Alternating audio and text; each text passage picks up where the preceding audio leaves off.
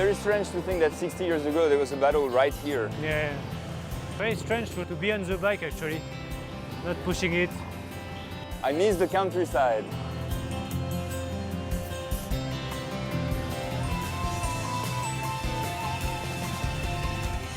Nicolas Vollamore and Nicolas Audry are now traveling more than 500 kilometers from the north central region to the northwest of Vietnam to retrace the most difficult parts of the Điện Biên Phủ loop, to get a sense of what people who pushed the bikes during wartime felt, and to learn from what they remember.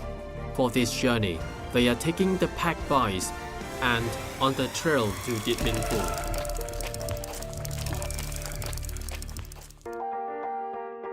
This is the part of the journey that Nicolas Blue and Nicolas Red have been waiting for. Crossing the long winding road from Cornoi T Junction in Sơn La Province, they have covered 110 kilometers and now arrive in a very important place. So we are now in the mythic Pha Đinh Pass. We've been through so many challenges and we've learned so much on the way. Yeah, we've been traveling for days. We met people that shared a lot of unbelievable stories. And now we are in that pass where thousands of soldiers and volunteers passed during the war. I really look forward to get more challenges on the way. Yeah, fortunately we have two special friends that are just here.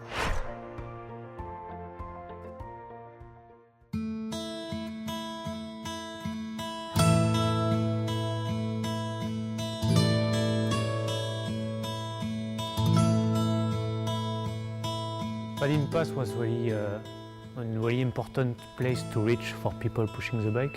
And maybe I expected it would be kind of really tough.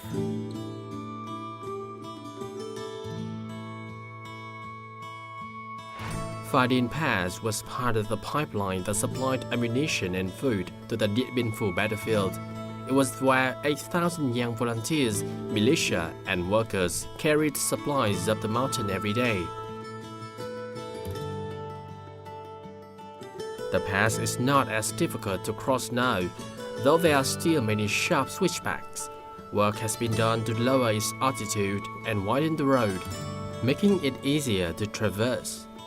The situation was totally different between what we did and what they did back during the battle, because we kind of experienced the same physical effort and the same thing.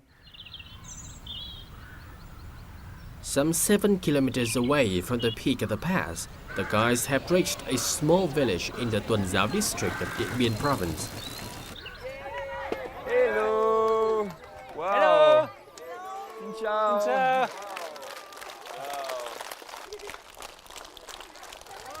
When we got there, we met kids in a school with no running water. They were sometimes struggling for having enough food for kids because beginning of this year there was like the weather conditions were pretty bad, so they lost a lot of culture because it was too cold, it was frozen, everything.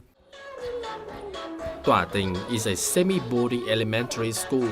The pupils live in remote villages where making ends meet is their main priority.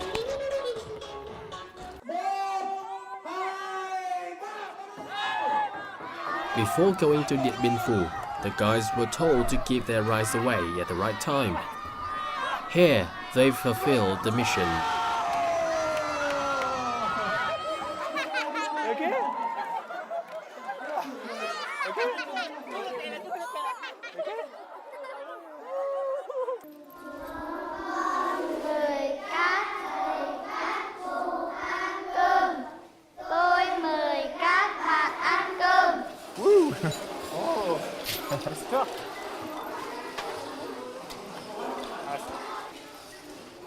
Go, go, go!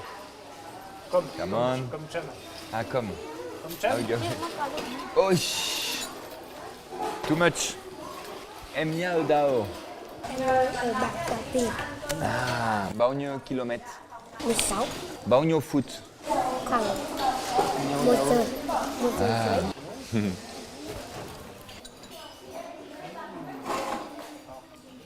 You know, this is maybe the rice that we brought. It's crazy to think that the rice traveled for 400 kilometers and now they are eating it. It's a beautiful image. It's nice to sharing with the kids and see. You know, to say after all the terrible story we heard and the atrocity of war, and yeah, life is back to normal. And seeing the smile on the face of a kid, that I think is a very beautiful thing to see.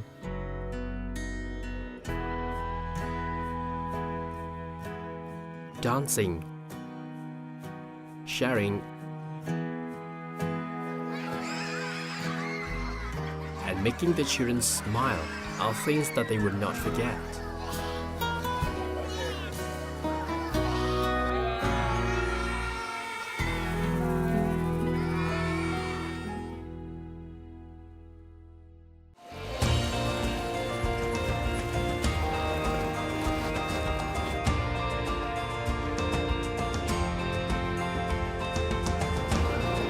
So finally we are here in NATO. Yeah, NATO used to be the place where they were storing all the food for the army, right? The biggest storage before the... Yeah, the last one actually. Yeah, the last one, right? Just before the enemy food.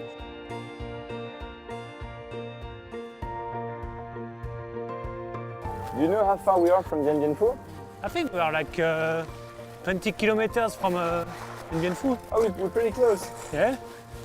You know, here they are the headquarters of the Vietnamese army. Should we go visit them? Yeah, I think we should go. All right, It's a good let's idea. go. Yeah. Okay, good. Let's go.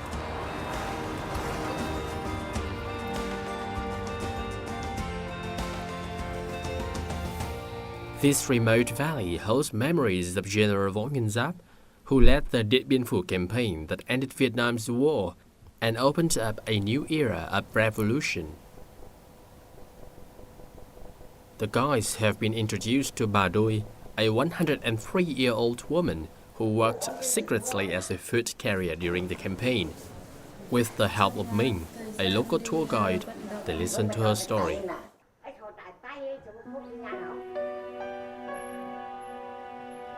Life was hard when French forces occupied the Điện Biên Phủ Valley in late 1953. Back then, even though the local people had to forage for food in the jungle to survive, they were still willing to help Viet Minh soldiers. Hidden by night from the eyes of the enemy, Bà Đôi would visit the villagers and encourage them to give rice to the soldiers.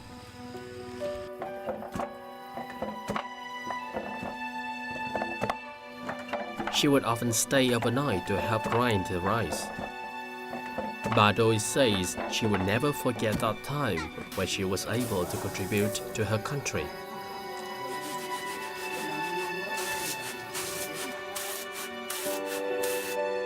She is also proud to have met with General Võ Nguyên Giáp when he revisited Điện Biên Phủ. Bao nhiêu gì nhất?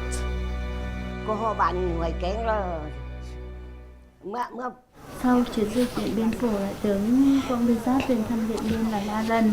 2 lần thì bà kia họ không được gặp. Còn lần cuối cùng Đại tướng lên là vào ngày 19 tháng 4 bà gặp và được chụp ảnh cùng với Đại tướng. Thì đấy là bà rất là xúc động. Yeah, when you listen to her, you realize that it's like normal people who, like her, who just contributed to the victory of the Viet Minh, you know, like. Yeah, there is the big story, the battle, and the fact that the Vietnamese people won the battle. This is the big story, and then you have all the small stories. Yeah, the volunteers, the and women. she's a very good example that it's a small story, but because she was there, it made a difference. And yeah, to think that she was born in 1913, and she's still here, and she went through the World War, and then it's crazy. Dien Bien Phu, and then the Americans, and now she's here, and she's sharing her story with us. Yeah, that's the thing, that she's here with us, talking to us and telling her story. And her story is also a story of Vietnam. It makes me feel very small, like makes me feel like I've not achieved anything, because what she did for her country, I mean, we never got the chance to do something for our country, and she did that, and she risked her life, and yeah, it makes me feel very small. Come back. Come on back. The bunker where General Giáp and his strategists led their victorious campaign has become a historic site hidden in the villages of Mường Phăng. Phía trước mặt mình đây là nơi là ở làm việc của Đại tướng Võ Nguyên Giáp. Để hiểu rõ hơn, xin mời bạn đến phía trên.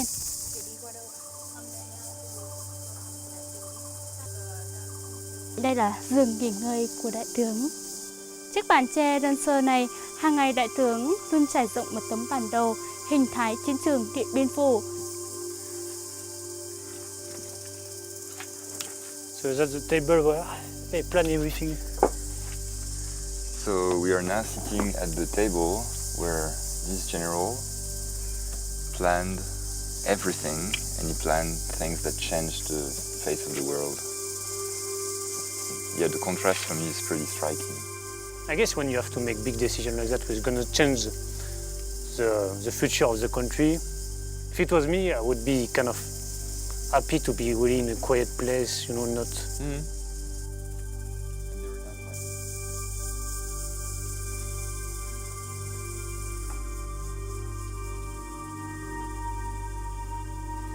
Khi đào hầm được hơn 25 mét thì phát hiện chệch hướng. Các chiến sĩ của ta đã có sáng kiến là sửa thành một căn phòng này với diện tích là 18 mét vuông để nơi làm việc, nghỉ ngơi của bộ chỉ huy khi có máy bay chiến sự xảy ra.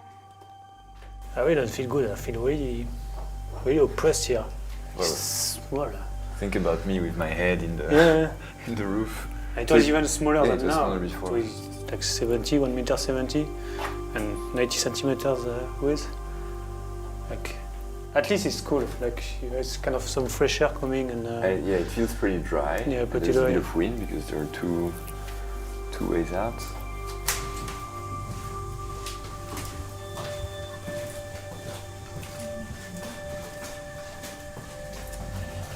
Đây là ngắt thông tin. looks way smaller. Let's try them. It's really dark, eh? Cannot see anything. You good, Nico?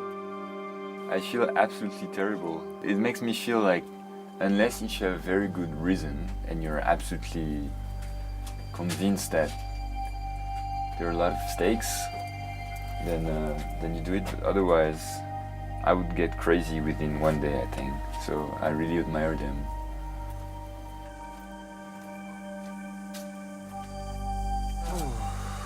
After escaping from General Giap's tunnel, the guys discovered something interesting. Xảy ra chiến sự mình nấu ăn để phục vụ cho cái chiến trường Điện Biên Phủ từ 31 tháng 1 1954 đến 15 tháng 5 1954. Đấy. Bếp này là có ống dẫn cách mà từ cái vị trí nấu ăn chạy vào trong cái khu đằng sau từ 10 đến 15 mét.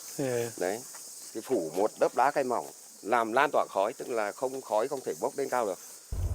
This kitchen, also known as a Hoàng Cầm stove, is designed to conceal smoke in a very effective yet simple way to keep soldiers safe. So I'm now ready for making this stove. Yeah, but imagine people back here in the 50s. Allez. No, but they are to eat, eh? So if you don't want to eat, you don't dig the hole. Okay, let's do it. Let's do it. We see how it goes. Yeah.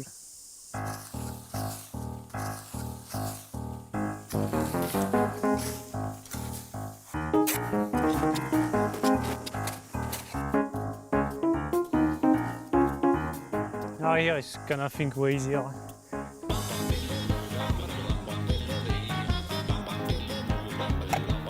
Oh fuck, it's too big.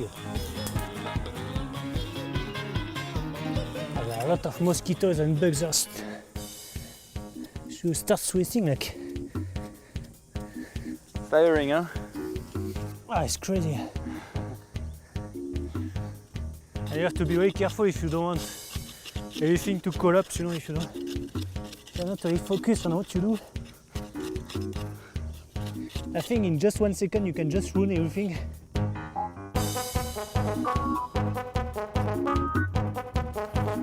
Ah, I have a big stone.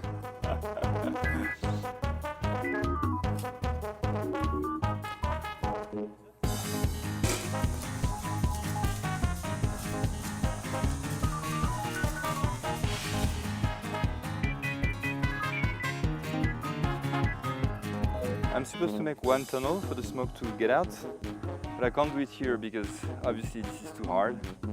I need a place flat like this one, but I don't have it. So I'll make my way out on the side.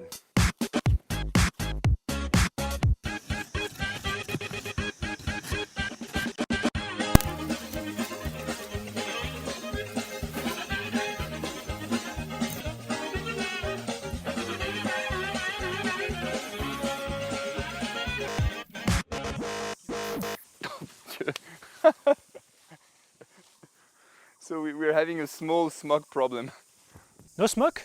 Where do you see smoke? Where do you see smoke? Yeah, look. I cannot see the trees anymore. Anh ơi, tại sao nhiều khói thế? Nhiều khói là thế này, trong nó thì mình phải khoét thật hơi rộng, Yeah.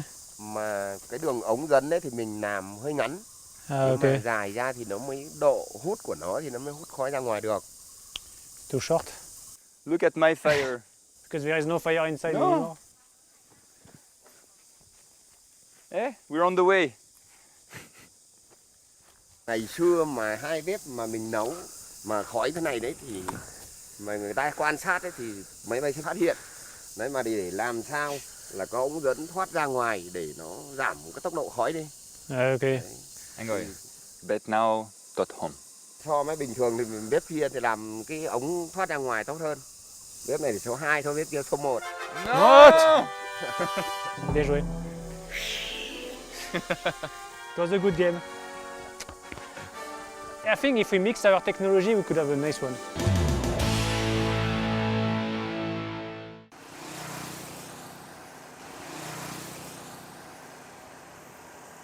Some 30 kilometers away from Mường Phăng, Điện Biên Phủ town is a gold mine of knowledge about the battle.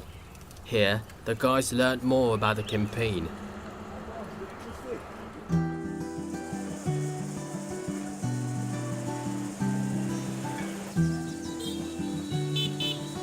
This is the biggest museum in town where the story of the battle is told. So you're saying that it looks like something special? Yeah, no? I give you a hint. Look. You see? It looks like your hat? Yeah, look at the one on the logo, on the guy. Oh yeah, I can see the stripes. Okay, let's go.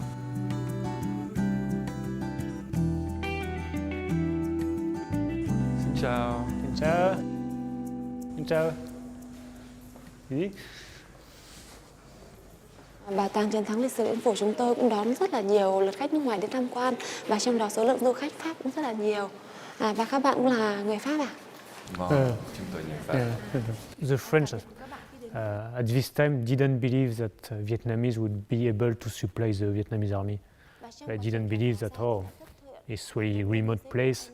Vietnamese won't be able to fight for a long time there. Yeah, in my case, you know that Điện Biên Phủ it's a battle with between the French and the Vietnamese, but you don't understand to which extent it's a milestone in history. And so when you go there and you go to the museum and then you meet people and then you watch some documentaries, then you realize that wow, it's a very powerful sign for the rest of the world that if you're oppressed, you can rise up, even if you have small means, and you can win your war.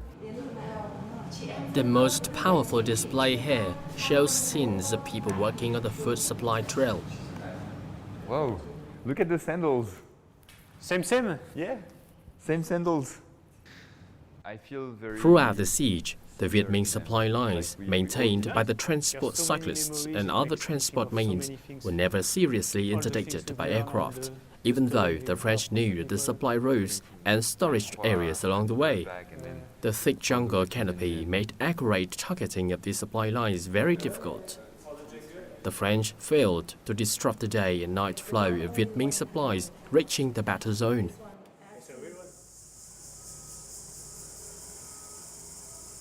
The guys visit a reconstruction of the bunker that served as the Carter's headquarters.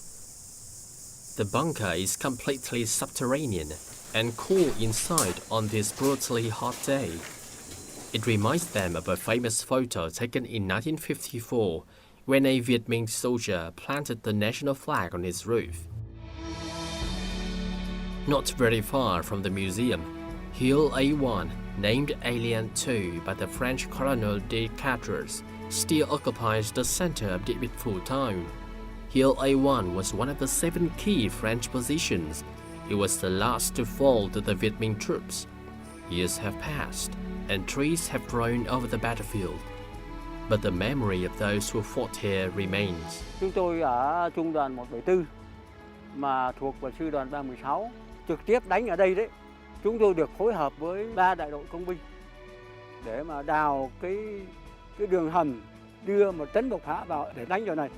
Đầu tiên là chúng tôi định là đào chỗ rộng khoảng 20 mét thôi. Nhưng mà từ dưới kia đến đây ấy thì nó lại không có chỗ dấu đất. Chúng tôi phải chuyển vào phía trong kia mà đào ra thì nó phải ra dài mất hơn 30 mét. Phải đi qua 4 hàng rào dây thép gai, đi qua 4 lô cốt và đi qua 4 cái giao thông hào. Khỏe như chúng tôi lúc bây giờ là thanh niên trong quân đội ấy là đào một ngày một đêm được có 3 mét. Cứ như con rúi nó lấy cái búa chim bên để cái gấp ấy thì là mình cuốc thì xúc đào lên. Chỉ có dụng cụ là có thế thôi. Đêm hôm mùng 6 tháng 5 là kích nổ cái bậc thang này và nó bị sập cái hầm này.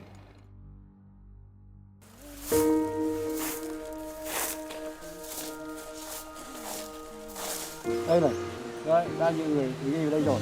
Bây giờ ông ghi ở đây cho tôi chữ.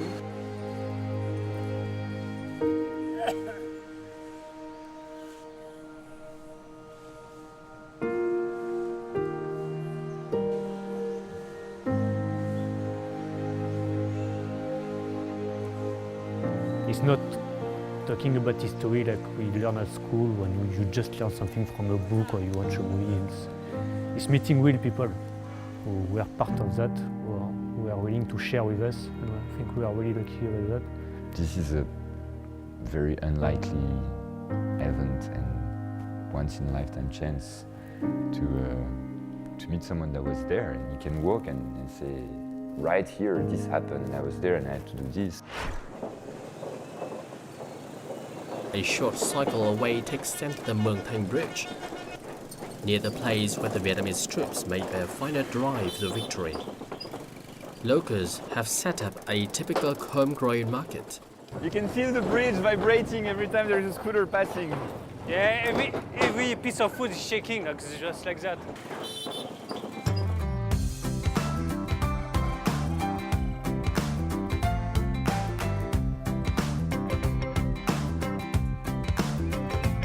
I really love market. It's so busy, but also very colorful. Yeah. Ah. It may not be the fanciest in the world, but visitors certainly never have to ask whether the chicken is free-range or the fruits organic. Today we've been trying a lot of different fruits and we really want to try this one. C'est Nam Moi. Nam Moi. Nam Moi. Mot. What do you think? Nami. Mot. What do you think? I think it's too expensive, but you are the expert.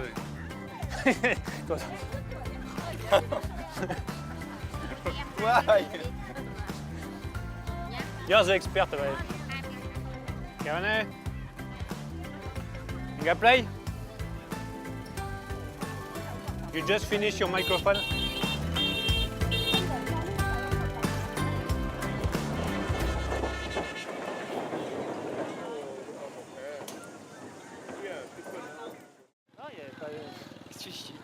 The guys have returned to Mường Phăng to attend an event, a happy ending for everyone in attendance. Thả đen, thả trắng, có cả mông nữa, có cả kinh nữa. Anh cô Tẩy.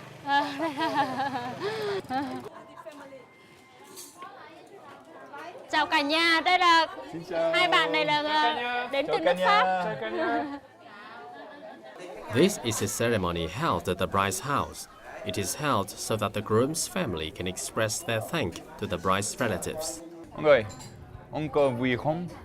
Rất là vui, là cái thứ nhất là tôi là được thêm con rể. Cái thứ hai là cái mong muốn của tôi thì mong muốn được với con cháu. Chúc mừng.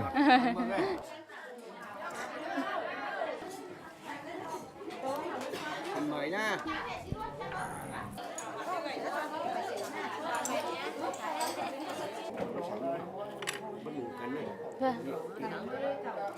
Mình ăn thôi, ăn thử. Đây là thịt, vâng, thịt lợn. Thịt lợn. Thịt lợn. Ngon á. None. They were saying that they are from two groups and that it's something quite new. Before they couldn't do that. Like she said, what, 7, 8 years ago? Everything is changing. But they still keep the real tradition. The wedding ritual of the black Thai people still holds traditions that date back thousands of years, including decorations, costumes, offerings, and of course, dancing.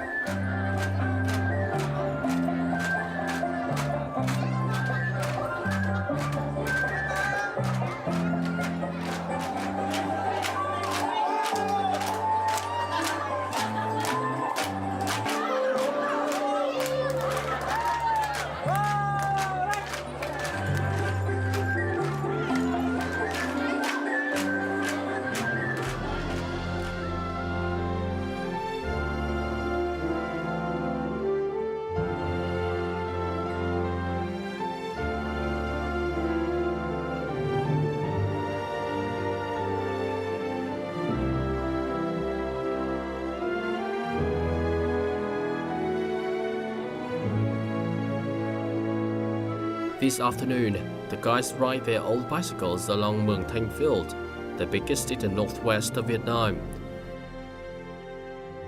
Now, a new happier life flourishes in Điện Biên Phủ. It is no longer just known for its historic battle. The bicycle helped the Vietnamese win the war. Maybe now, it can be enjoyed in peace.